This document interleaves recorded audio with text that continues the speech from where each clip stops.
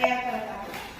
तर आपण अप्प्याकरिता तांदूळ 50 ग्राम घेतले, उडीद डाळ 25 ग्राम, चणा डाळ 5 ग्राम, मूग डाळ 5 ग्राम, हिरवी मिरची पेस्ट 10 ग्राम, कांदा बारीक चिरलेला 25 ग्राम, गाजर बारीक चिरलेला 25 ग्राम, टमाटर बारीक चिरलेला 25 ग्राम, दही 50 ग्राम आणि अद्रक लसूण पेस्ट 5 ग्राम आणि जाड किंवा पातळ पोहे 10 ग्राम घेतले आहेत। आवश्यकतेनुसार त्याच्यामध्ये आपण खाण्याचा सोडा सुद्धा घालणार आहोत आणि चवीनुसार मीठ। तर सुरुवातीला आपल्याला काय करायचं आहे, जे आपण तांदूळ 50 ग्राम घेतले होते, उडदाची डाळ 25 ग्राम, चणा डाळ, मूग डाळ याची आपल्याला याला आपल्याला आधी धुवून चांगलं स्वच्छ करायचं आहे।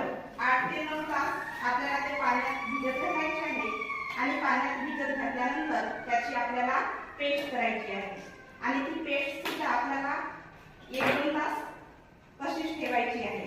त्याच्यानंतर त्याच्यामध्ये बारीक चिरलेला कांदा, बारीक चिरलेला गाजर, टमाटर आणि खाण्याचा सोडा आणि मीठ आवश्यकतेनुसार घालायचं आहे आणि त्याच्यानंतर अप्पे पात्रामध्ये आपल्याला तो सारण भरून छान अप्पे तयार करायचे आहे।